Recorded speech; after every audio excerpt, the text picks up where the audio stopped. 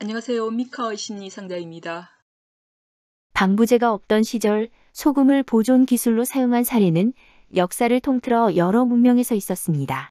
시신 보존을 위해 소금을 사용하는 것은 일반적이고 표준적인 방부 처리 방법은 아니었지만 독특한 자연 환경이나 특수한 상황에서 달리 방법이 없을 때 불가피한 방식이었습니다.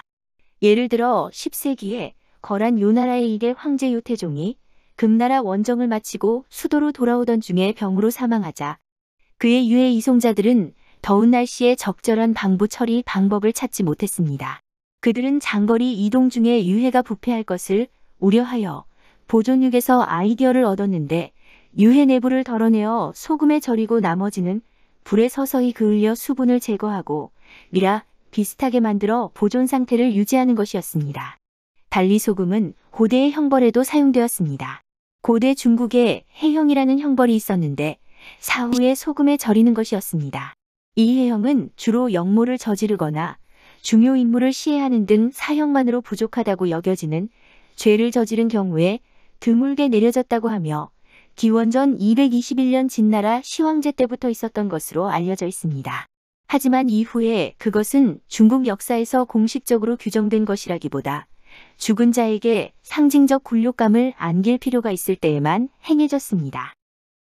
보존을 위해서든 형벌이든 이런 소금절임은 동양의 역사에서 주로 기록보다는 설로 전해지고 있습니다. 그런 설이도는 대표적인 인물 중 하나가 일본 전국시대의 도요토미 히데요시입니다. 도요토미 히데요시는 살아생전 교토 히가시야마에 있는 대불전 뒤의 아미타가봉에 자신의 묘소를 짓게 했습니다. 그는 1598년 후시미성에서 죽었고 유언에 따라 그곳에 매장되었습니다. 그런데 그가 소금에 절려졌다는 설이 있는데 히데요시의 죽음이 조선이나 명에 전해지면 곤란한 부분이 있어 한동안 죽음을 은닉하고자 장례를 치르고 매장하기 전에 소금 항아리에 넣어 보존을 했다는 것입니다. 그 항아리는 반년 동안 후시미성에 있었다고 합니다. 하지만 역사가들은 사실이 아니며 소금절임은 사후 정쟁과 혼란의 배경에서 생겨난 근거 없는 속설이라고 합니다. 히데요시의 죽음 이후 권력을 잡은 초대 쇼군 도쿠가와 이에야스는 히데요시가 신으로 있는 도요쿠니 신사를 비롯하여 많은 것을 파괴했습니다. 하지만 그의 무덤만은 파헤치지 않았습니다.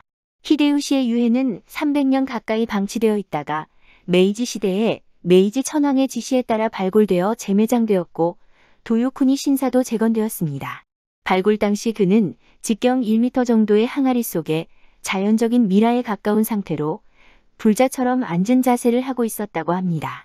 다시 말해 인위적으로 처리된 것이 아니라 자연적으로 건조 보존된 것으로 보였다고 합니다. 하지만 화학적 조사가 이루어진 것은 아니었습니다. 달리 형벌의 경우를 보면 중국사의 해형과 관련된 설이 도는 인물들이 있습니다. 그중 하나가 명나라의 유명한 재상이었던 장거정입니다. 장거정은 명나라 만력제 때의 뛰어난 재상이었는데 재임 기간 동안 10세에 즉위한 만력제를 등에 업고 1년의 민생개혁을 단행했지만 과도하게 집중된 권력이 만력제를 비롯한 주변의 많은 사람들에게 광범위한 불만을 불러일으켰습니다. 그런 차에 그가 병으로 죽자 그들은 즉시 반격을 가했습니다. 만력제는 그의 재산을 완전히 몰수하도록 명령했는데 그의 죄를 집행하는 과정에서 관에서 시신을 끌어내 부패와 당파주의에 대한 책임을 물어 소금에 절렸다는 설이 있습니다. 그것은 단지 장거정에 대한 분노의 표출을 넘어 그의 정치적 유산을 모욕하고 부정하는 것으로 다른 조정 대신들에게 경고를 하고 본보기를 보여주기 위함이었다고 합니다. 하지만 이건 역시 근거 없는 속설이라고 합니다. 장거정이 사망하자 그동안 불만이 쌓였던 만력제와 관리들이 그에게서 평생의 명예를 박탈시킨 것은 사실이지만 그렇게까지 한 것은 그의 굴욕적인 최후를 과장하기 위한 소문일 뿐이라는 것입니다. 이것은 일본 에도시대도 예외가 아니었습니다. 에도시대는 사후에 소금에 절인다는 발상을 중국에서 받아들인 것으로 보이는데 에도시대가 아무리 평화로웠다고 해도 흔히 그렇듯 반란자나 죄질이 극히 나쁜 죄인들이 있었습니다. 문헌에 따르면 오사카에서 기근으로 고통받는 서민을 돕기 위해 반란을 일으킨 남자가 해형을 당했다는 기록도 있고 부모를 살해한 폐륜범과 주인을 칼로 찌른 여자가 해형을 당했다는 기록도 있습니다. 또 에도 시대는 한결이 내려지기 전에 옥사한 죄인도 그렇게 했다고 하는데 아무리 옥사했다고 하더라도 죄의 무게에 따라서 응당한 대가를 받아야 한다는 발상에서 나온 것으로 보입니다. 죄인의 시신은 한결이 내려질 때까지 항아리에 소금으로 담그어졌습니다. 당시에는 감옥 환경이 비위생적이어서 판결이 내려지기 전에 옥사하는 죄인이 적지 않았습니다. 다만 옥사한 모든 죄인이 그런 것은 아니었으며 죄의 무게와 죄질이 감안되었습니다. 해형은 우리나라 조선시대에도 있었던 것으로 보입니다.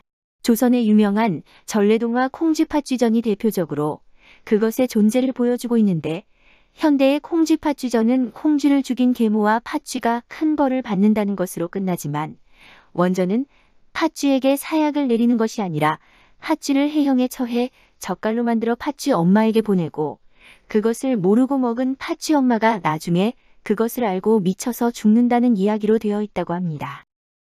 결론적으로 동양의 역사에서 사후 소금절임은 보존보다는 처벌의 한 방법으로 사용되었습니다. 그래서 대개 설로 전해진다고 해도 해형이 존재했던 것은 분명해 보입니다.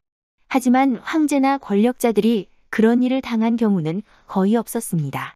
만약 사극에서 권력자가 해형을 당하는 내용이 있다면 역사적 사실보다는 극적 과장을 위한 장치일 가능성이 높습니다. 감사합니다.